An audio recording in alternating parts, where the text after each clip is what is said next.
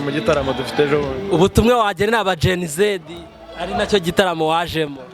Aba Gen Z rero ubutumwa nabaha nuko umuntu wese mu mpano ye akore, namara kuyikoresha neza za indirimbo zimwe, indirimbo za Tom Close kera zavugaga ubutumwa busanzwe bwo kubaka abantu muri societe nkumva zikurikira zikaba. Pastor reka tubashi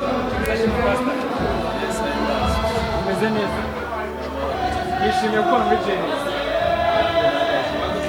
Nanjye nishimiye. Wabishyikirije cyane. Tugomba guhimbaza Imana.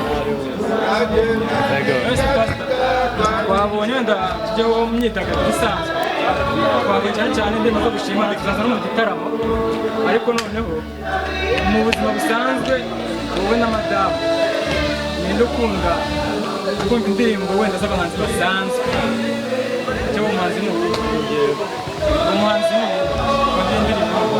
Gusa ntabwo ngubu nkibikora, nabikoraga kera kuko nazo hari indirimbo zimwe, indirimbo za Tom Close kera zavugaga ubutumwa busanzwe bwo kubaka abantu muri societe nkumva zikurikira zikaba. Pastor reka tubashimire ku ndirimbo nziza zo kuramya no guhimbaza Imana mutugezaho.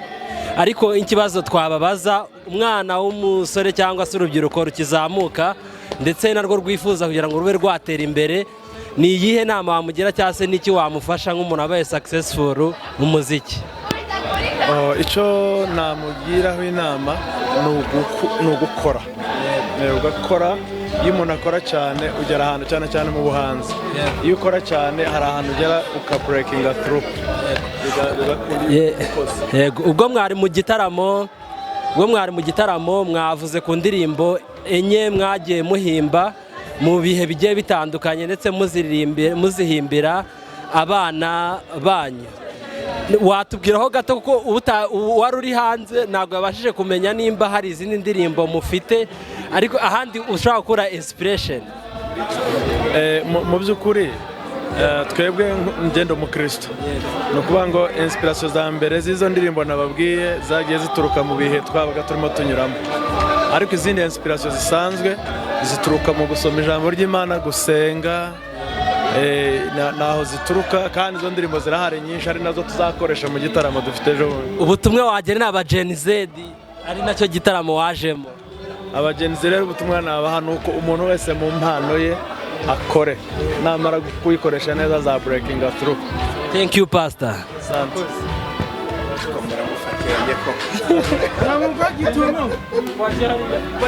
Yeah, what's up my people? This is your boy KD, the big man, the real hustler, the try. I have dream and I live in a dream. Don't worry about things because everything is gonna be good. You're gonna shine soon. Tugiye gushashagirana mu minsi iri imbere, turaba tumeze neza. Niko mbyizera kandi nawe bariko ubyizera. Ndagushimiye rero wakoze subscribe kuri KEIDTV show. Nimba utarakora subscribe, kora subscribe kugira ngo tubashe kubana mu biganiro tukugezaho umunsi ku munsi. Uyu munsi rero turi muri camp Kigali ahasanzwe habera ibitaramo bya Gen Z show comedy. Ni ibitaramo rero bimaze kwamamara ndetse bimaze gufata izina rikomeye hano mu gihugu cyacu cy'u Rwanda, dore ko abastari benshi bamaze kuza hano. Uyu munsi rero twari turi mu gitaramo, nibwo uwitwa Chance ndetse na Ben, iyi ni couple iririmba gospel, ni couple imaze kwamamara ndetse iririmba indirimbo nyinshi kandi nziza zahariwe guhimbaza Imana. Hari indirimbo yabo bafite yitwa Zaburi, ni indirimbo abanyarwanda benshi bakunda.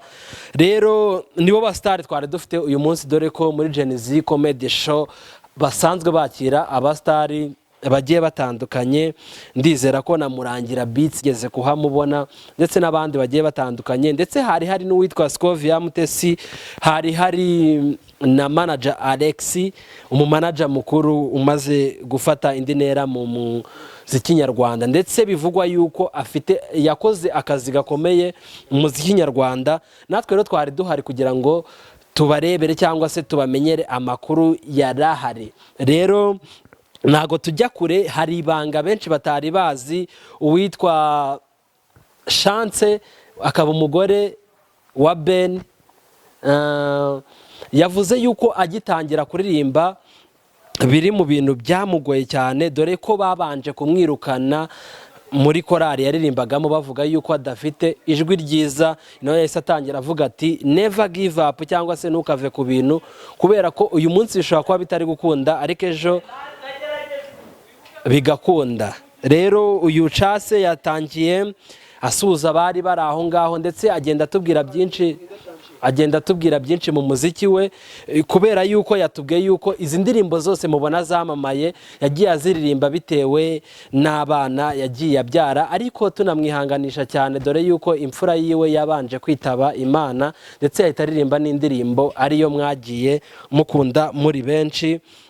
Rero iki gitaramo cyaranzwe no guseka bidasanzwe pe, uyu munsi abantu basetse cyane, nibwo bwa mbere nari mbonye abantu baseka kuriya, basekaga neza wallahi.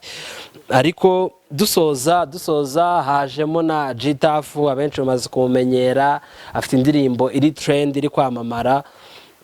Ni byinshi byabereye hano, reka nanjye nkushimire ko subscribe kuri KEIDTV show, nkubwira ngo entertainment nibyo bintu byacu, nibyo duhoramo, mudufollowing ku mbuga nkoranyambaga zacu zose, yaba Instagram, TikTok, ndetse mukore subscribe kuri YouTube channel yacu. Turabakunda cyane. Twe hano tugira ibibazo bisekeje ariko birimo ubutumwa, ariko ntimukumve nabi. Undi mwamenyanye gute?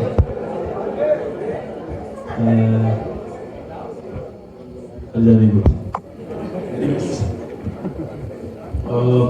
Twari tuziranye bisanzwe, imiryango yacu yari iziranye, noneho igihe kimwe we yari atuye hano mu Rwanda, njyewe ndi muri Congo, hanyuma